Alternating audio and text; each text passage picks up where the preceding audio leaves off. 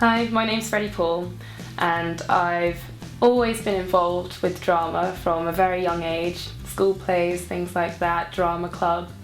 Having gone to university, I recently got involved in some student films, small things that have involved like getting to know the side of the industry that I hadn't known before about filming and things like that, which really sparked my interest. And another thing that's come out of going to university is that I've realised that I absolutely cannot do something with my life that I don't enjoy. Acting is one of those things that's about exploring who you truly are, who other people truly are, and the entire world around you. And it's not the kind of profession where you go to work, you come back, and you're using it as an aid to living, as a monetary fund. You're using it as part of your growth experience, and that's what I want from my life. So that's why acting appeals to me.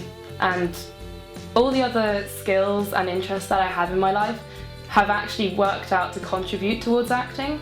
I'm very involved with animal rights and I know a lot of things about animals. I've got some quite comprehensive skills in animal husbandry. I've worked on farms, things like that. Slightly more wild animals I'm moving into, so I know a bit about them and I'm learning how to handle them and how to relate to them. Other interests like marathon running and exercise in general and aerobics, things like that have contributed to. I went to the Fringe last year. We had an hour session every morning because we did very physical things, and that's all stuff that I find really exciting about acting. It's something that isn't one thing, it's multifaceted, and that's brilliant. So I just want to thank you for taking the time to watch this and consider me, and I look forward to working with you. I think a lot about what makes people do things, about what makes us do things. Every evening I'm thinking about that. Being trapped in I don't know, behaviour or something, cycles of violence, and whether we can break out of those cycles, whether we can break... Anyway, I was thinking about this, and this cat, this gorgeous cat with no tail, came and sat by my door. I'd have the back garden door open because the garden looked... and she'd be terrified. It looks beautiful. It really does. And anyway, so I got her some food, and the first night she just sniffed at it and then ran away as soon as I moved, you know.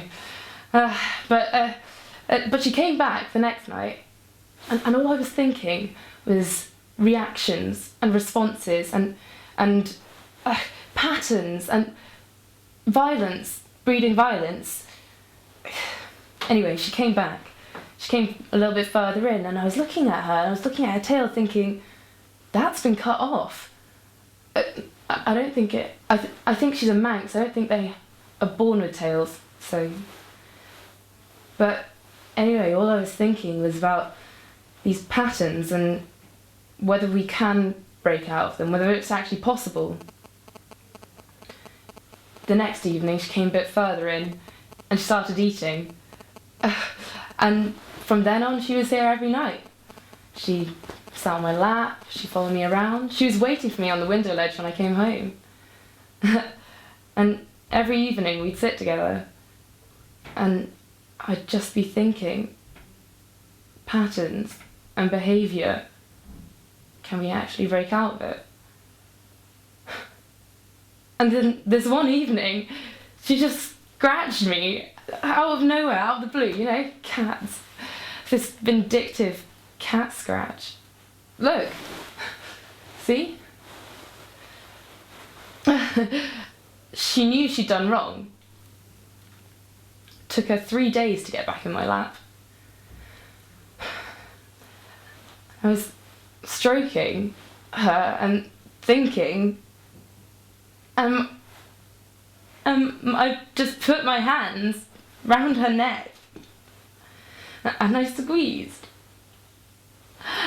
And I squeezed and